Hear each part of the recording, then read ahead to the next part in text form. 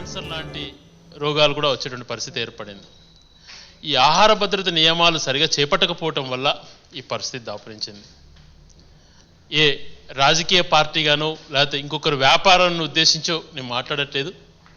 మా పార్టీ కూడా అటువంటి దానికి వ్యతిరేకం. కేవలం ఇక్కడ వాళ్ళు చేస్తున్నటువంటి కల్తీ వ్యాపారాల గురించి ఆందోళన చెందుతున్నాం.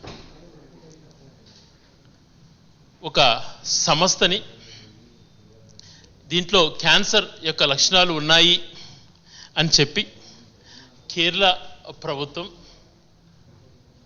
బ్యాన్ విధించినటువంటి గెజెట్,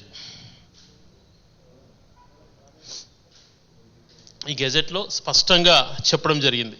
ఈ ఫార్మాలిన్ అన్న దానిపైన ఉంది, ఇది ఆరోగ్యానికి హానికరము అని చెప్పి ఆ గెజెట్తో పాటు ప్రొసీడింగ్స్ కూడా కేరళ ప్రభుత్వం వాళ్ళు రిలీజ్ చేయడం జరిగింది.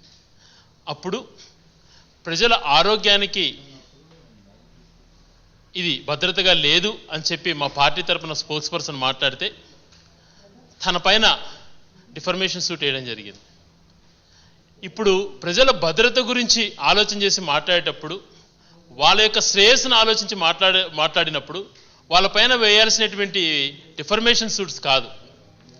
ధైర్యం ఉంటే మా కంపెనీలో ఎటువంటి కల్తీ లేదు, మా కంపెనీలో ఎటువంటి రోగ లక్షణాలు ఉన్నటువంటి ఇది లేదు అని చెప్పి థర్డ్ పార్టీకి ఇండిపెండెంట్ సంస్థకు సంబంధించినటువంటి నిపుణులతో టెస్ట్ చేయించి ఇది వాళ్ళు ఇచ్చినటువంటి సర్టిఫికెట్ అని చెప్పే ధైర్యం వాళ్ళకు ఉండాలి. కానీ డిఫర్మేషన్ సూట్స్ వేయటము లేకపోతే రాజకీయము అని మాట్లాడటము చాలా తప్పు. చంద్రబాబు నాయుడు గారికి బాగా అలవాటు, ఏదైనా తప్పు తన నుంచి జరిగినప్పుడు ఇతరులపైన నెపం నట్టడం అన్నది తనకు ఒక అలవాటు. తాను ఫెయిల్యూర్ అయితే తన పక్కన ఉన్నటువంటి అధికారి పైన చేస్తాడు. అది అధికారులు విజయం సాధిస్తే అది తన విజయంగా చెప్పుకునేటువంటి నైజం తనకు ఎప్పటి నుంచో ఉంది. ఇప్పుడు ఈ హెరిటేజ్ సంబంధించి ఈ పాలల్లో ఇటువంటి కల్తీ ఉంది, విష పదార్థాలు చోటు చేసుకొని అనేటువంటి రోగాలు వచ్చేటువంటి పరిస్థితి ఉంది అని అంటే మాకు గేదెలు లేవు లేకపోతే ఆవులు లేవు అని చెప్పి నెపము రైతులపై నెట్టడానికి ప్రయత్నం చేస్తున్నాడు. ఇది ఎంతవరకు సమంజసం? రైతులను అవమానించడము, ఏదో జరిగితే ఇంకొకరిపైన తోసేయటము మామూలు తన నైజం. కానీ ఈరోజు రైతులు ఇచ్చేటువంటి అమృతం తను తీసుకొని తిని ప్రజలకు మాత్రం విషం ఇస్తూ నెపం వల్ల రైతులపై నెట్టడానికి ప్రయత్నం చేయడం ఎంతవరకు సమంజసం? ఒకసారి చంద్రబాబు నాయుడు గారు ఆలోచన చేసుకోవాలి. నిన్న అసెంబ్లీలో చర్చ కూడా నేను పరిశీలన చేశాను. తెలంగాణకు సంబంధించి అంటే దానిపైన జరిగినటువంటి చర్చ ఏం జరిగింది అన్న దానిపైన ఆలోచించేదానికంటే కూడా ఇక్కడ పదార్థాలు అంటే ఆంధ్రప్రదేశ్లో ప్రిజర్వ్ ఉన్నటువంటి పదార్థాలు అన్నీ కూడా విషపూరితంగా మేము భావిస్తున్నాం. అది కంపెనీ ఏదైనా హెరిటేజ్ కానీ ఇంకొకటి కానీ ఇవన్నీ కూడా పూర్తి స్థాయిలో అన్నీ కూడా ఇతర అంటే ఒక నిపుణులతో పూర్తిగా టెస్ట్ చేయించి వాటిలో ఎటువంటి కల్తీ లేదు అని చెప్పి ఒక సర్టిఫికేట్ ఇచ్చేటువంటి ధైర్యం అన్ని కంపెనీలు చేయాలి. లేకపోతే అన్నిటినీ మూసేయాలి. ఈరోజు పేద ప్రజలు తినేటువంటి ఆహారంలో కానీ, వాళ్ళు తాగే మజ్జిగలో కానీ, వేసుకునే పెరుగులో కానీ, తాగే పాలల్లో కానీ, లేకపోతే ధనవంతుల పిల్లలు తాగేటువంటి బోర్నవిటా, హార్లిక్స్ ఇట్లాంటి పదార్థాలు అన్నిట్లలో కూడా విషపూరితం అయిపోయింది. ఆఖరికి తల్లిపాలు కూడా కల్తీ అయ్యే ప్రమాదం ఏర్పడింది.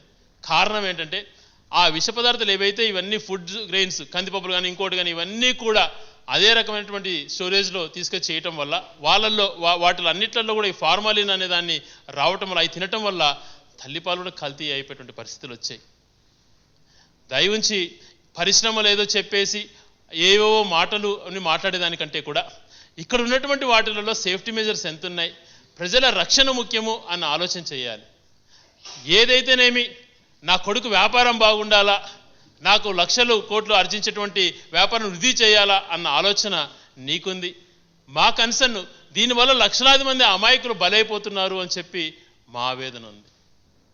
ఈరోజు తన సొంత తన కొడుకు వ్యాపారం కోసం ఇన్ని రకాల డ్రామా ఆడేదానికంటే కూడా తను ప్రొడక్ట్ చేసేటువంటి ప్రతిదాన్ని ఈ ప్రభుత్వంలో అధికారంలో ఉన్నటువంటి నువ్వు నీ కంపెనీ పైనే కాకుండా ఇతర అన్ని కంపెనీల పైన ఇటువంటి విచారణ చేపట్టి దీంట్లో కొన్ని సేఫ్టీ మెజర్స్ అనేది తీసుకోకపోతే భవిష్యత్తులో చాలా నష్టం ఏర్పడేటువంటి పరిస్థితులు ఉన్నాయి.